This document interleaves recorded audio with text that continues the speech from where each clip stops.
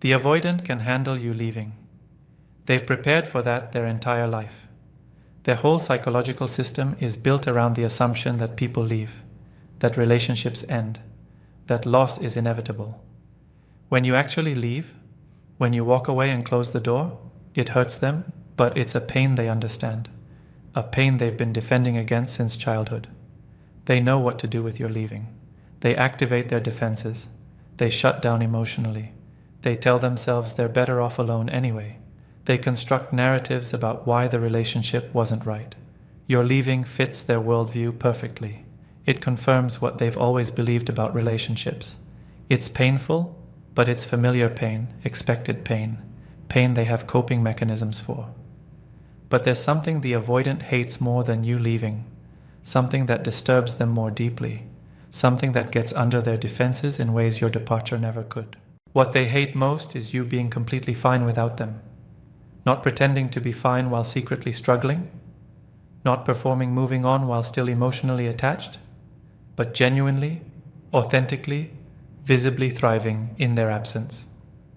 That reality breaks something in the avoidance psychology that your leaving never touches. When you leave, the avoidant can maintain comfortable narratives. They can tell themselves you left because you were too needy, too demanding, too emotional. They can decide the relationship ended because of incompatibility or bad timing. They can frame your departure as you not understanding them or not accepting their need for space. All of these narratives protect the avoidant's ego and allow them to avoid examining their own patterns. Your leaving can be made to be about your limitations, your impatience, your inability to accept them as they are. But when you're genuinely fine without them, when you're actually thriving, all of those protective narratives collapse. Your thriving proves the problem wasn't you. It demonstrates that you're capable of happiness and health, just not with them. It forces them to confront that they were the limiting factor, that their emotional unavailability was what made the relationship impossible, that you didn't leave because of your flaws, but because of theirs. The avoidant's worst nightmare isn't your anger or your hurt or your desperate attempts to get them back. Their worst nightmare is your indifference. It's you genuinely not caring anymore whether they're in your life or not. It's you being so fulfilled by your own life that their presence or absence has become irrelevant. It's you looking at them with the kind of neutral friendliness you'd show any acquaintance, without longing, without resentment, without any emotional charge at all. The avoidant can handle your emotional reactions, because emotional reactions prove you still care, prove they still have impact on you, prove they still matter. But your genuine indifference, your authentic thriving, your real moving on removes them from significance in your life, and that removal is more disturbing to them than any dramatic exit could ever be. The specific ways you're thriving disturbs their psychology. When the avoidant sees or hears that you're doing well without them, the first thing that disturbs them is the challenge to their assumed importance. The avoidant has been operating under the assumption that they were significant in your life, that losing them would be devastating for you, that you'd struggle without them. This assumption isn't narcissism exactly. It's based on the fact that you pursued them, you tried to make the relationship work, you seemed attached to them. The avoidant interpreted your effort as evidence of their importance to you. But you thriving without them proves they weren't as important as they assumed. You're fine, you've moved on. You've built a life that doesn't include them and doesn't seem to miss them. This revelation is deeply unsettling because it means they weren't the significant figure they thought they were in your story. Your thriving also disturbs the avoidant by proving you're more resilient than they gave you credit for. The avoidant often views people who care about them as weak, as overly emotional, as unable to function independently. Part of how they maintain their sense of superiority is by seeing themselves as the strong one, the independent one, the one who can handle being alone. But you being fine without them demonstrates you're not weak. You're strong enough to walk away from what wasn't serving you and rebuild. You're emotionally healthy enough to process the loss and move forward. You're independent enough to thrive without them. This strength threatens the avoidant self-concept because it reveals you're not the needy person they characterized you as, which means they might be the one with the actual limitations. The avoidant is disturbed by your thriving because it proves their withdrawal didn't damage you permanently. The avoidant often has guilt about how they treat people, Guilt they manage by telling themselves that anyone who truly loved them would accept their limitations. But you being fine proves you weren't actually damaged by their treatment of you. You were hurt temporarily, but you healed. You processed it and moved on. The temporary nature of your hurt is more disturbing than if you'd been permanently damaged, because it suggests you are more attached to the idea of relationship than to them specifically. It suggests you can find what you need elsewhere. It suggests they were replaceable, not irreplaceable. Your thriving disturbs the avoidant because it forces comparison between your trajectories. You're moving forward, growing, building a life that's full and meaningful. They're stuck, repeating patterns, experiencing the same relationship failures with new people. The contrast is stark. You left them behind not just physically but developmentally. You used the relationship as a learning experience that propelled you toward growth. They're using the relationship as another confirmation of their beliefs about intimacy being impossible. Seeing you evolve while they stagnate creates uncomfortable awareness that you were never the problem, that their patterns are what hold them back, that they're wasting their potential while you're actualizing yours. The avoidant is also disturbed because your thriving means you're not available as an option anymore. When you were hurt or struggling after the breakup, the avoidant could maintain a fantasy that you'd always be available if they decided they wanted to try again. But you being fine, you building a life, you clearly moving forward, means that door is closing or closed. The avoidant is losing the option of returning to you, and even though they weren't using that option, knowing it existed provided security. Your thriving removes that security by making it clear you're not waiting around, you're not available as a backup plan, you're not someone they can return to at their convenience. Why they monitor you obsessively when you're thriving. The avoidant who realizes you're doing well without them becomes obsessive about monitoring you in ways they never were when you were together. They check your social media constantly. They ask mutual friends about you. They drive by places they might see you. They're paying more attention to your life now than they did when you were trying to build a life with them. This obsessive monitoring is the avoidant trying to find evidence that you're not actually fine, that you're just performing wellness, that underneath you're still affected by them. They're looking for cracks in your facade because those cracks would restore their sense of importance and their comfortable narratives about relationships. The monitoring is also the avoidant trying to understand how you're thriving. What are you doing differently? How did you move on so quickly or so completely? Who are you spending time with? Are you seeing someone new? The avoidant is studying you like a puzzle they need to solve. They can't understand how you've achieved what seems impossible to them: genuine happiness after relationship loss. Their own experience is that relationship loss leads to more defenses, more protection, more isolation.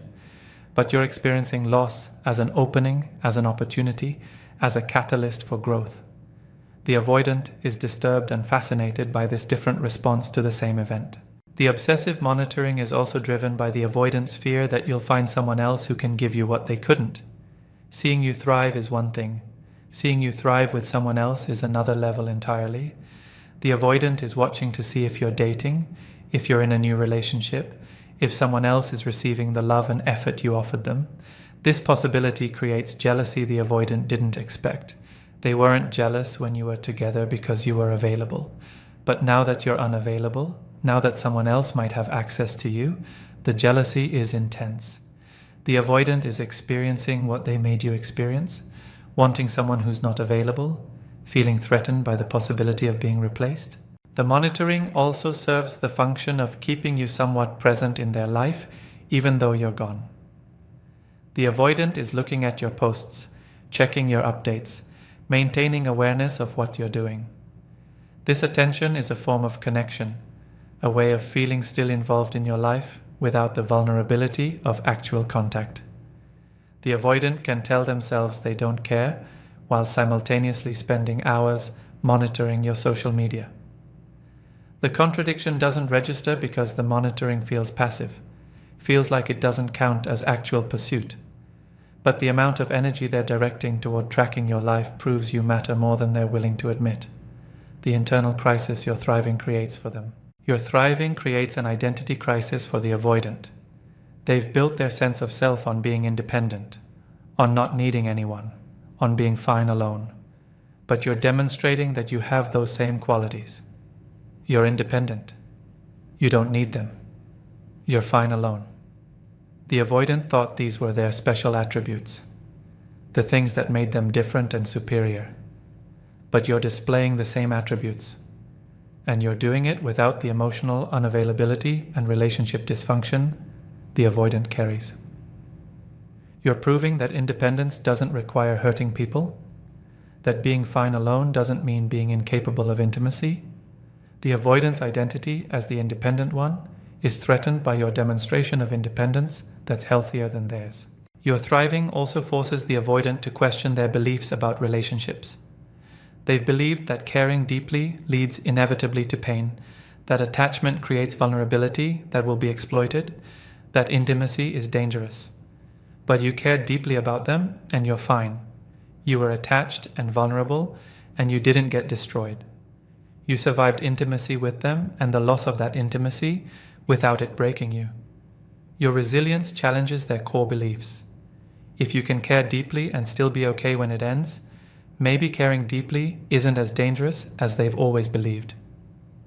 This possibility is threatening because it suggests the avoidant has been limiting their life unnecessarily, that their defenses aren't protecting them from inevitable harm, but from potential connection. The avoidant is experiencing cognitive dissonance. They believed you'd suffer without them, and you're thriving. They believed you were too emotional and needy, and you're demonstrating strength and independence. They believed relationships don't work, and you seem open to building new ones. Every belief they use to justify their avoidance is being contradicted by your post-relationship trajectory. Cognitive dissonance is uncomfortable, and the avoidant is sitting in that discomfort, unable to resolve it. They can't make your thriving fit their worldview without admitting their worldview might be flawed, and admitting their worldview is flawed would require examining their entire life and all the relationships they've destroyed. Your thriving is creating shame in the avoidant. They're ashamed that they treated you poorly and you still came out ahead. They're ashamed that you're doing better without them than you did with them. They're ashamed that they're still stuck in their patterns while you've grown past the relationship entirely. Shame is an unbearable emotion for avoidants who already struggle with core shame about their inability to connect. Your thriving adds to that shame pile, forcing them to confront not just that they're flawed, but that their flaws cost them something precious. The shame is heavy enough that many avoidants manage it by trying to diminish you or your thriving in their minds, telling themselves you're just putting on a show or that you never cared that much anyway. The realization that you were the one who got away. As time passes and you continue thriving while the avoidant continues struggling with relationships, a specific realization begins to form. You were the one who got away. You were the person who could have been their partner if they'd been capable. You were patient enough, understanding enough, willing to work with their limitations. You offered them something rare and they destroyed it through their fear.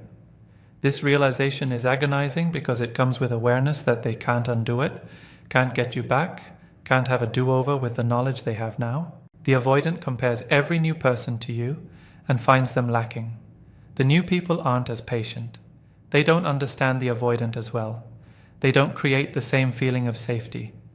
The avoidant is discovering that what they had with you was actually special, was actually rare, was actually worth fighting their fear for. But this discovery comes too late. You're gone. You've moved on. You're not available for them to try again with their slightly increased awareness. The avoidant is experiencing the loss on a deeper level now than they did when the relationship actually ended, because now they understand what they lost. This realization that you were the one who got away is particularly painful because it's accompanied by awareness that they were the problem. The avoidant can't blame you for the relationship failing. You did your part. You tried. You were willing. They were the one who withdrew, who couldn't show up, who let fear win. The responsibility for the loss rests entirely on them, and that responsibility is crushing. They destroyed their own chance at happiness because they were too scared to reach for it. That's a burden to carry that's heavier than any breakup pain from the other person leaving. The avoidant also realizes they'll carry you as a comparison point for the rest of their life. Every future relationship will be measured against what they had with you. Every new person will be found wanting in the specific ways you excelled. You'll become the idealized one who got away, the person they should have fought for, the relationship they should have tried harder in. This idealization is ironic because when you were present, the avoidant was focused on your flaws and incompatibilities. But in your absence, especially seeing you thrive, you become perfect in retrospect. The avoidant has created their own haunting, and you're the ghost that will appear in every future relationship. What the avoidant does with this realization. Some avoidants, confronted with the reality of your thriving and the realization that you were the one who got away, use it as a catalyst for change. They finally get into therapy. They start doing the work on their attachment wounds. They commit to understanding their patterns and developing capacity for intimacy. They use the loss of you as their rock bottom, the painful experience that finally motivates transformation. These avoidants are rare, but they exist. They're the ones who, years later, have done enough work that they might be capable of healthy relationship, though usually not with you, because the work requires them to fully release you and move forward. But most avoidants don't use the realization productively.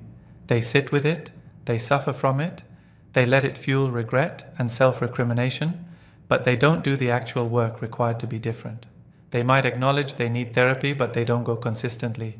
They might read books about attachment, but they don't apply the information. They might recognize their patterns, but they continue repeating them with new people. The realization that you were the one who got away becomes just another source of pain they carry, without allowing it to motivate real change. Many avoidants try to reach out when they realize you were the one who got away, and they see you thriving. They send messages asking how you are. They express regret about how things ended. They hint at wanting to try again. These reach-outs are driven by loss of access to you combined with idealized memories of the relationship now that you're unavailable. The avoidant wants to see if the door is still open, if you're still interested, if they have a chance. But reaching out without having done substantial therapeutic work means they just repeat the same patterns that ended the relationship initially.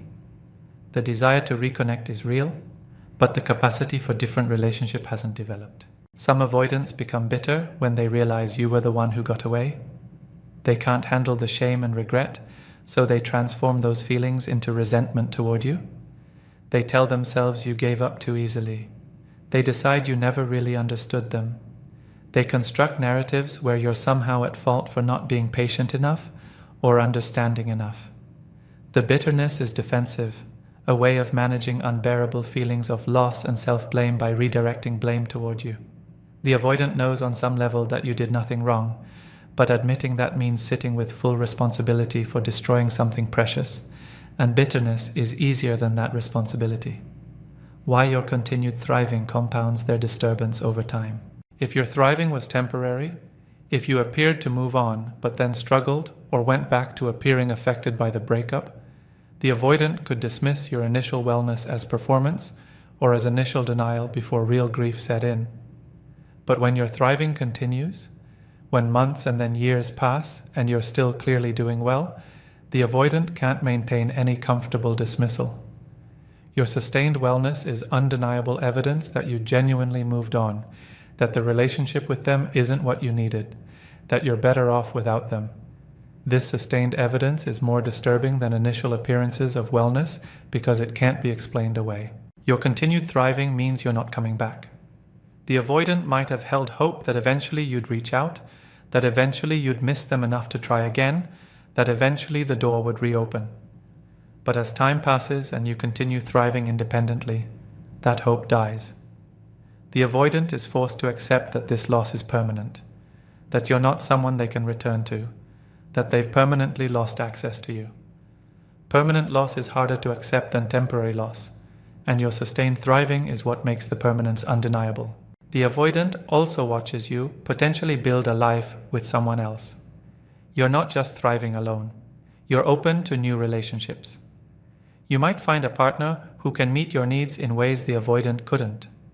Watching you build with someone else what you offered to build with them is excruciating for the avoidant. They're seeing their replacement receive what they rejected. They're witnessing someone else being brave enough to show up for you when they were too scared. The comparison between them and your new partner is devastating because it highlights their limitations and your new partner's capabilities. Your continued thriving also means you're evolving into a version of yourself the avoidant never got to know. You're growing, changing, becoming more of who you're meant to be. The avoidant knew one version of you, but that version is being left behind as you develop. They're realizing they only got a small part of your life, a brief chapter, and the rest of your story is being written without them. This realization creates a specific kind of regret. Regret about all the versions of you they'll never meet, all the experiences you'll have that they won't be part of, all the growth they won't witness. They're mourning not just who you were, but who you're becoming without them. The comparison between your thriving and their stagnation. The avoidance disturbance about your thriving is intensified when they recognize they're not thriving. They're stuck in the same patterns. They're having the same relationship problems with new people. They're still avoidant, still unable to sustain intimacy, still pushing away anyone who gets close. The contrast between your trajectory and theirs is stark. You used the relationship as a learning experience that propelled growth. They're using the relationship as another data point confirming their beliefs about intimacy being impossible. You're evolving. They're repeating. And this divergence in trajectories makes the avoidance disturbance about your thriving much worse. The avoidant sees that you did the work they're refusing to do. You processed the relationship. You examined your patterns. You healed your wounds. You took responsibility for your part and used it as opportunity for growth. The avoidant is aware on some level that they should be doing the same work, but they're not doing it. They're watching you demonstrate what healing looks like while they remain defended and stuck. Your thriving is a mirror showing them what's possible if they were willing to face their fear and do the work, and the mirror image is both inspiring and condemning. The avoidant also recognizes that time is passing while they stay the same. You're building a life, creating experiences, forming new relationships. They're treading water, maintaining patterns, repeating cycles. Years are passing, and you're accumulating growth, while they're accumulating nothing but more failed relationships that follow the same pattern. The avoidant is confronting that they're wasting their life, that their fear is costing them not just relationships, but time itself. The irreplaceable years they could have spent growing and connecting and building. Your thriving highlights their stagnation in ways that create existential dread about a life spent defending against the very things that make life meaningful. What you should understand about their disturbance. Understanding that the avoidant is more disturbed by your thriving than by your leaving should inform how you move forward. The best revenge isn't dramatic exit or cutting words or making them jealous. The best outcome is your genuine wellness. Focus on yourself. Build your life. Do the healing work. Pursue your goals. Create relationships that fulfill you. Your thriving is both the best thing for you and the thing that will affect the avoidant most deeply. Not because affecting them should be your goal, but because your wellness happens to be the thing that challenges their entire worldview most completely. Don't perform thriving for the avoidance benefit. Don't post on social media designed to make them jealous. Don't fake happiness you're not feeling. The thriving has to be real for it to have the deep impact described. Performed wellness is detectable, and the avoidant will dismiss it as you trying to make them jealous. But genuine wellness is undeniable. The avoidant can sense when you're actually fine, when you've actually moved on, when your life is actually full. And that genuine quality is what disturbs them because it can't be explained away as performance or manipulation. Use the knowledge that your thriving disturbs them as motivation to invest in yourself. On days when you're tempted to reach out, when you're wondering about them, when you're hoping they'll come back, remind yourself that the best thing you can do is focus on your own growth. Every day you spend thriving is a day you're building the life you deserve and incidentally creating the only kind of change that might register with the avoidant. Not because making them regret losing you should be your motivation, but because your thriving happens to be the evidence that challenges their entire defensive structure. Remember that even though your thriving disturbs the avoidant more than your leaving, their disturbance doesn't mean they'll change. Most avoidants will sit with disturbance, will monitor you obsessively, will recognize you were the one who got away, and will still not do the work required to be different. Their disturbance is their problem to manage, not yours to relieve. Your thriving is for you. Their regret about your thriving is for them to sit with. The two are separate. Don't let their disturbance make you available to them again unless they've done years of therapeutic work that demonstrates real capacity change. Disturbed and changed are completely different things, and most avoidants stay disturbed without changing at all. Your thriving is the ultimate boundary. It communicates more clearly than any words could that you're not available for the dynamics they create, that you've moved past them entirely, that they're no longer central to your life. This boundary is what they hate because it's the one boundary they can't cross. They can't argue with your thriving. They can't manipulate it. They can't dismiss it. They can only witness it from the outside, recognizing they're witnessing a life they could have been part of if they'd been braver. Let them witness. Let them be disturbed. Let them recognize what they lost. And you keep thriving, keep growing, keep building the life that's meant for you, with or without their realization of what they gave up. Your wellness is the most powerful statement you can make, and the fact that it disturbs them more than your leaving ever could is just confirmation that you're finally prioritizing what matters. Your own life, lived fully without them.